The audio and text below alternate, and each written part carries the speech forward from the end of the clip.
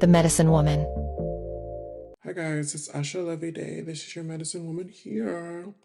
And video always self-quiet, self-explanatory. And this video is gonna have you redirecting this idea of self-love to self-acceptance using shadow work. And I think for people self-love can be easily attainable for some people. But for those who have a history of abuse, for those who are systemically marginalized, for those who are um, abused, and for those who are in situations that they can't live in, or those who are just constantly met with bullying, constantly met with scapegoating, self love may not be something that is attainable for you within the moment, but self acceptance is a good start. And I'm going to be telling you how to get to that point and get to that point of self acceptance so you can move on to self love using shadow work.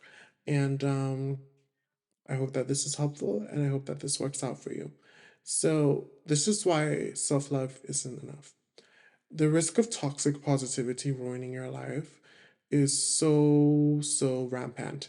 And I think that I used to watch them, and no offense, it'd be a bunch of these privileged Caucasian rich white people coming to tell people who are either marginalized because of their class, marginalized because of their gender, marginalized because of their gender identity, their sexuality, and etc. Um, it's just your mindset. It's just whatever. Like for me right now, I feel like obviously if I feel like I have a good mindset. That's why I can come here and then make videos like this. But I'm very okay. I say very happy because I'm doing this and this makes me so happy. But I'm very upset and very miserable because my living situation is not the best, for example. And I can be open about that. I'm on benefits, currently have an STI. And overall, everything in my life just feels like it's crumbling. And I've been struggling to look for employment for so many reasons. And these are the kind of things that will make people or make people feel like it's actually impossible for me to not only be happy, because I wouldn't say that I'm unhappy, like be happy generally, circumstantial, but to love yourself when you don't can't even live in those conditions, especially when you need money for therapy and for things that will make you love yourself, or you need to feel like you're at least financially stable for you to do so. It's not to say that you then have to have those things to feel those things. I'm doing everything I can to kind of make sure that when I am provided with um, um, financial stability, that I'm not like looking for things outside of myself. I'm doing this channel, I'm doing so many things to be healthy. But at the end of the day, because I live in this kind of circumstance, in this situation, I am forced to kind of be lacking and inept in so many things, and that why is why self-love cannot be enough. So what I've done is learn to accept my situation and what best can I do to change it. So making job applications, um getting going on Wednesday, for example, to get my shot for the STI I have, or so many other things. You know what I mean? Self-love can feel like forced if you haven't accepted your shadow. And your shadow is basically all the parts of yourself that you don't like, and all the parts of yourself that you feel like, what's the word? You feel like, by the way, this SCI is curable. I open about myself, and I just want people to know that. So the shadow is a part of yourself that you have to what's the word? You have to not only accept, but the parts of yourself that are hidden, the parts of yourself that come up when you then project it onto others, or sometimes project it onto yourself, because they are unaddressed and they're usually most of the time repressed. So with shadow work, you have to then integrate these parts of yourself into your conscious mind, because they are in your subconscious mind, the subconscious there.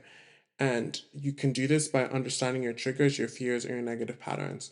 So as someone who has CPTSD, understanding your triggers is extremely incremental to kind of just like becoming like at one with yourself and not being dysregulated 24/7.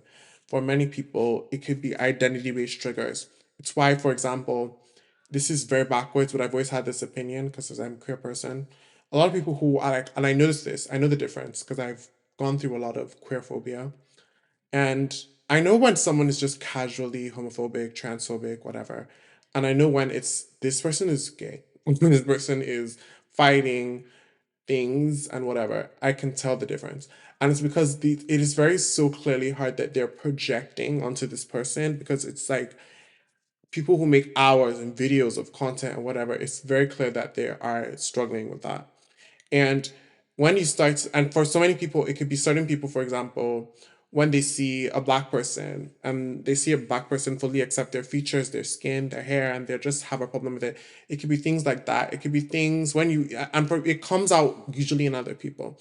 And it comes out in people I would call children of the shadow. So you kind of look at that video that I made and look out. These people that you then project these onto will be victims of your repressed shadow.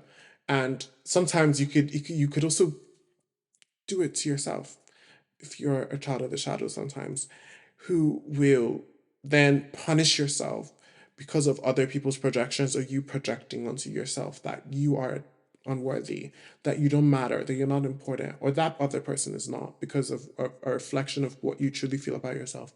When you address these things and accept them, is the moment you can come into your healing. So, your fears as well. What are the things that you're most afraid of? Sometimes it's stuff like death, and I would not advise that you go and then try it out. But sometimes for other fears, for example, facing those fears and kind of accepting it heads on, this is what could happen, and just being like, this could happen, and I'm okay with this, I accept it, is best.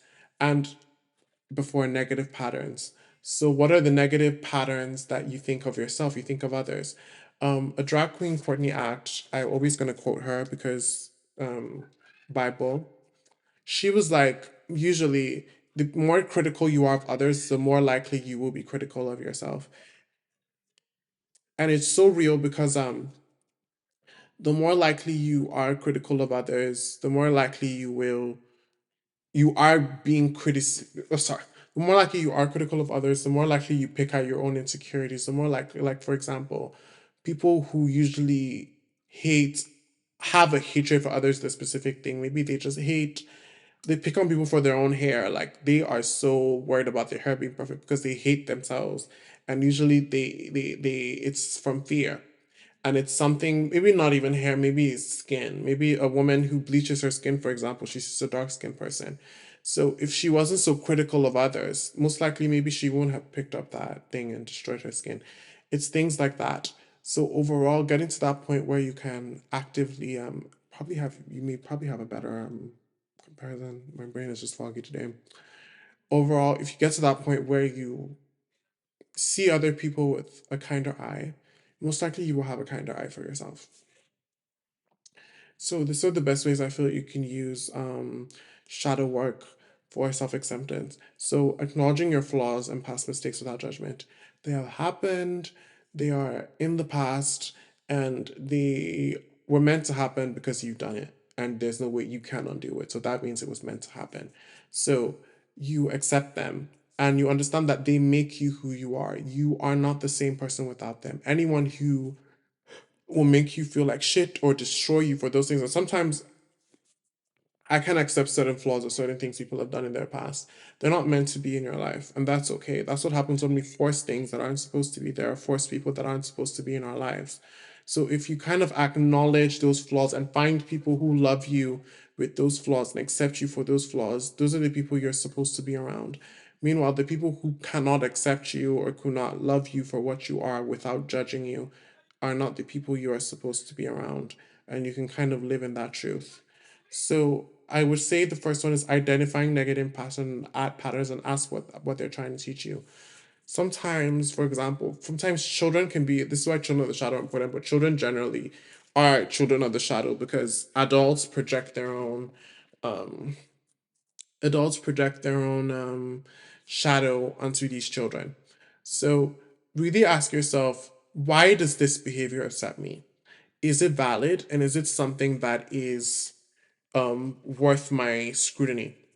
And the moment you actually start to sit down, actually, a lot of the things I criticize people, especially people that are have less power than I do, for, are things that are completely normal. you hit a kid for making a mistake, for being clumsy. And it's usually things that adults do or adults will do later in time when they're older, or they do generally. So at the end of the day, you start to actually understand what I'm scrutinizing this person for. Is it normal? Is it natural? And then you kind of accept it within yourself, because as human beings, we're not perfect, we're not righteous either. But for those who are religious, that's your cup of tea if you believe that. We're not those things. We're human beings. We're made to kind of be flawed. And not only are we made to be flawed, we're made to be flawed and not like cause havoc, because we're made to be flawed and then we evolve as a result of the flaw or the mutation. That is evolution within itself, and that is evolution as it happens spiritually and scientifically. Truly evolving through the flaws and through the things that make us us. Embrace every part of yourself. I would say practical exercises you can go about are shadow journaling. So the questions are gonna ask, so what am I avoiding about myself? And are the things I need to address? Just write, ask yourself those questions, and you can have prompts. I'm going to put prompts there in the description, and truly ask yourself what is the things that you need to kind of address, and it can be very specific depending on your situation and the things that you are concerned about. Mirror work. So speaking affirmations for yourself as you look in the mirror. Make sure to use eye contact as well. Look at yourself and you speak good things upon yourself. Speak good things upon your life. It is life changing. I was saying meditation or visualization. I don't know whether it's a video about this. I did a inner childhood meditation. In the inner childhood meditation, I spoke with my future self and my younger self. And I basically told them all the things I wanted to say to them, that I love them and I accept them. And these are the kind of things you can do when you're doing visual work or you're doing meditation work. It is extremely like important to kind of get to that place of accepting who you are, accepting who you're supposed to be. So I think this is the end of the video. So thank you so much for watching. I truly appreciate your likes, your comments, and your engagement. Subscribe to my Patreon if that's something you're interested in. I'm going to have more resources. And like, comment, subscribe, comment pink hearts. It's Asha Lovely Day telling you and enforcing you to have a lovely day. Thank you so much. And you can type what anime this is from if you know. And yeah, love you.